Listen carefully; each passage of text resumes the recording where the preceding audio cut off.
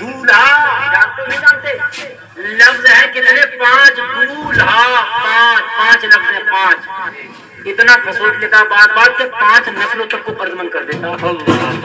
ہاں صحیح بتا رہے ہیں آپ. پہلے تو ہلکے ہلکے ہاتھ رکھے گا بچولیے سے، ہماری تو کوئی مانگی نہ، کوئی مانگ نہیں بتا گا، پہلے ہلکے ہلکے ہاتھ رکھے گا. اور جب بات جم گئی نا، بات تھوڑی سی جم گئی تو پھر اس سے کہے گا بچولیے سے دیکھو بھائی ہمارا خیال رکھیو. ہلکے ہلکے شروع کر دیا اس نے. اب جب بچولیے نے کہا بھی ذرا ان کا خیال رکھیو، کہا بھائی ٹھیک ہے خیال رکھیں گے. جب رشتہ اور جم گیا اور جب دن رکھ گیا شادی کا تو کہہ رہا ان سے یہ تو پوچھ لو گاڑی کون سی والی لگ گئی. ابھی مر گیا تھا، ابھی پوچھنا چاہیے تھا گاڑی کہاں سے آ گئی ہے. پھر کہہ رہا ہے کہ بھائی دیکھو بات سنو، دن رکھنے میں جو ہے میرے کم سے کم 75 آدمی تو آئیں گے. میں نے کہا اتنا بھاری دن ہے کہ 75 اٹھا کر رکھیں گے؟ دن رکھنے میں 75 چل رہے ہیں. دن رکھنے میں غلط کہہ رہا ہوں کیا؟ 75 دن رکھنے میں نے کہا ڈاکہ ڈال لو، مرچیں لے کے چلے جاؤ کسی کے گھر میں. ارے دن اتنا بھاری، میں اکیلا آدمی 5 منٹ میں 75 لوگوں کے دن رکھتے ہیں. والو یقین نہ آئے. 1 تاریخ سے لے کے 30 تاریخ تک 30 کے ہو گئے، دوسرے مہینے میں 60 اور آدھا مہینہ اور لے لو 75. 1 منٹ میں رکھ گئے 75 لوگ.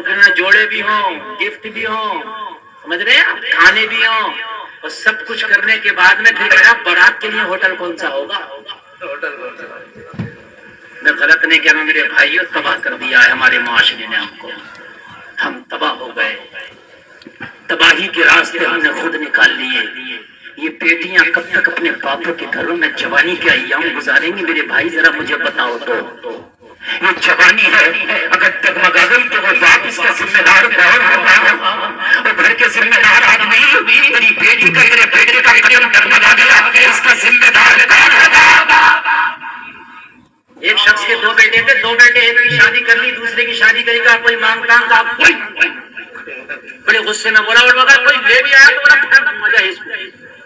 بڑے غصے میں کہا بھائی بڑی فون میں چچا کو. کہا بات اصل میں چچا سلگے بیٹھے ہیں.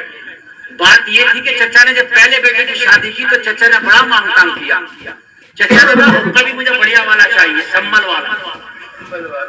سمل میں ملتا وہ بھائی.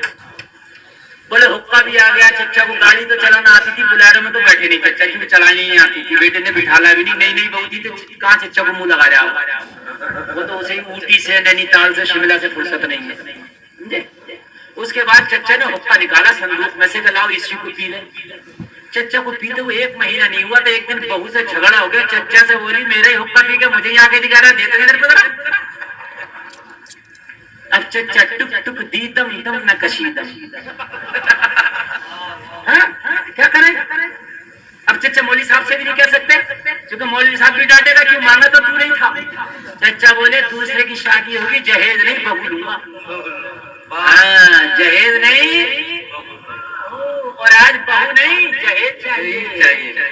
اور میرے بھائیوں بہو لو، بہو جہیز نہیں بہو. گھر میں بہو آئے گی تو تا زندگی نظر آئے گی، جہیز آئے گا تو چند دیوں میں قیمت آ جائے گی. نوجوانوں بڑی محبت کرتے تم ہم سے، میں مانتا ہوں اتنی محبت کرتے شاید دنیا میں آپ اپنی جان سے بھی بڑھ کے محبت کرتے ہو. لیکن میرا ایک پیغام ہاتھ جوڑ کے خدا کی قسم، یہ میں اپنے دل کی آواز ہے. میں نے تو ان سے اعلیٰ حضرت نے لوگوں کو 10-10 منٹ بولنے کا موقع نہیں ملتا، بڑی سفارش کے ساتھ آدمی جماتا ہے کہ میری جم جائے. خدا کی قسم میں بولتا ہوں، اب کے بھی جب میں بولا تھا تو میں نے یہی پیغام دیا تھا کہ ان نوجوان بچیوں کی شادی کرو وقت پر، جہیز ختم. میں نے یہی پیغام دیا تھا. میں نے یہ کہا تھا کہ میرا سال یہ علماء سے 105 لڑکیوں کی شادیاں میں کراؤں گا. سبحان اللہ. میرے بھائیوں اگر واقعی مجھ سے محبت ہے تو میرے ان جملوں پہ عمل کرنا. تمہارا باپ کچھ کہے، تمہاری ماں کچھ کہے، بھائی کچھ کہے، بہن کچھ کہے، اگر تمہیں دینا چاہیے تو سجدے میں جا کے اللہ سے مانگ لو. اللہ سے زیادہ دینے والا کوئی نہیں ہے. ان اللہ یرزق من یشاء بغیر حساب.